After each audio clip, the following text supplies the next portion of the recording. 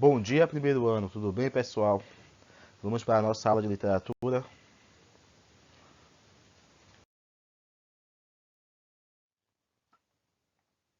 O nosso conteúdo de hoje se encontra na página 68 do módulo de vocês, os gêneros literários. Então, quem tem um módulo já pode abrir na página 68 e acompanhar a aula, tá bem? Qualquer dúvida, através do WhatsApp.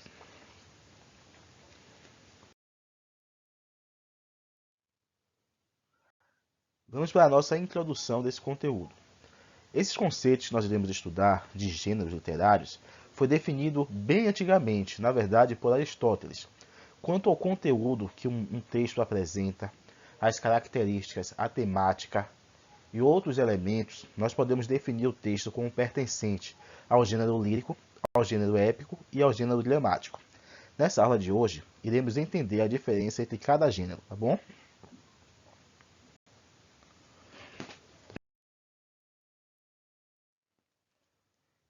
Inicialmente, vamos entender o gênero lírico. Do que se trata o gênero lírico?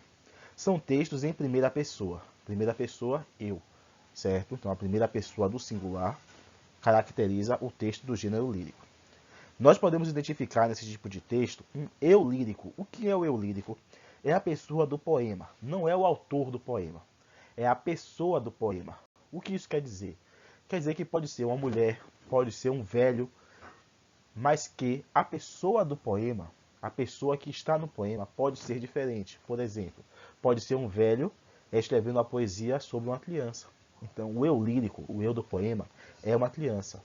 Pode ser uma mulher que escreve na voz de um homem, como se fosse um homem falando. Então, a voz do poema, o eu lírico do poema, é um homem. Então, o eu lírico é a pessoa do poema.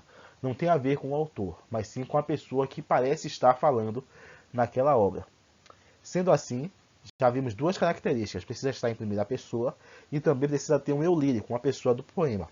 Nesse gênero também temos a valorização do mundo interior, as emoções, as impressões, ideias e sentimentos do eu lírico. Por isso é subjetivo. Quando falamos de algo subjetivo, significa dizer que os sentimentos, as emoções, o mundo interno da pessoa, o ser interior da pessoa é revelado na poesia. Então, quando a poesia trata de amor, trata de ódio, trata de sentimentos, tanto positivos como negativos, ali ocorre o gênero lírico.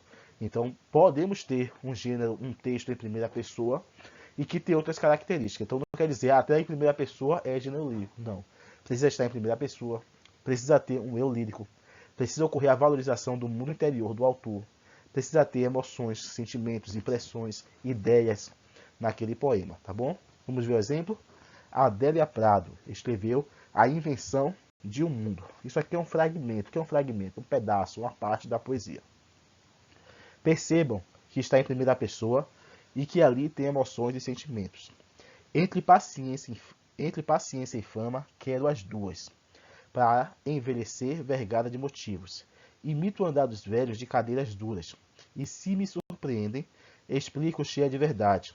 Estou ensaiando, ninguém acredita, e eu ganho uma hora de juventude. Então esse texto está em primeira pessoa, você percebe quando tem, no primeiro verso, entre a paciência e fama, quero, quer dizer, eu quero as duas. Com que objetivo? Para envelhecer vergada de motivos. Imito, que pessoa seria eu? Eu imito.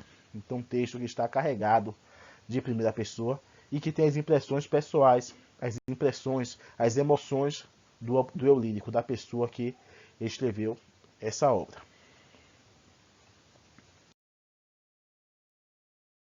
Já o gênero épico são poemas narrativos. O gênero épico são poemas narrativos, ou seja, contam uma história através da poesia. Por isso apresentam narrador, tem personagens, referências de tempo, de decorrer de horas, de dias, de meses, de anos. E também tem espaço, o local que aquilo acontece e também o enredo. Por exemplo, observe esse fragmento de Os Lusíadas, obra de Luís Vaz de Camões. Porém, já 5 sóis eram passados, que dali nos partíamos, cortando os mares nunca doutrem navegados, prosperamente os ventos assoprando, quando uma noite, estando descuidados, na cortadora proa vigiando, uma nuvem que os ares escurece, sobre nossas cabeças aparece. Então já no primeiro verso, nós temos, porém, já 5 sóis eram passados. 5 sóis eram passados de referência a tempo. 5 sóis, 5 dias. Então você já percebe características narrativas nessa poesia que se enquadra como gênero épico. Então o que você deve procurar para classificar uma poesia como pertencente ao gênero épico? Narrativa, ou seja, vai estar contando a história, presença de um narrador, personagens, referência de tempo e também de espaço. Característica de uma história através de uma poesia. Isso é o gênero épico. Já o gênero dramático, pessoal, é aquele que foi feito para ser encenado. Aquele que precisa de palco, que precisa de jogo de luzes, que tem as falas demarcadas direitinho. Aquele que é feito para ser encenado em um teatro, por exemplo, ou para se transformar em uma novela na TV. Que o ator precisa de um figurino, que tem a marcação de por onde entra, por onde sai, da forma que deve falar, se deve falar de pé, se deve falar sentado. Quando tem todas as características em um texto voltado com o objetivo de ser encenado, ali ocorreu o gênero dramático. Note no exemplo.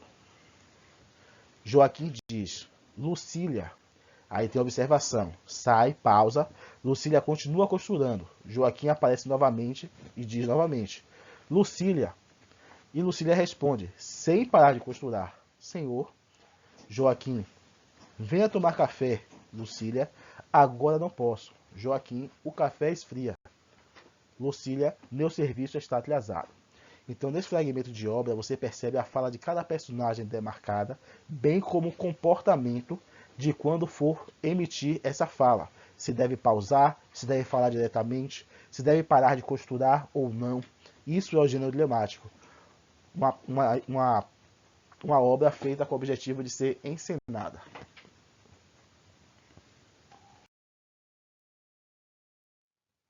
Atividade para casa, pessoal, página 71, 72, 70, 71 e 72. São 3 páginas, hein? Então tenham atenção para fazer tudo corretamente. Se tiver ficado alguma dúvida sobre esse conteúdo, falem comigo através do WhatsApp, tá bom?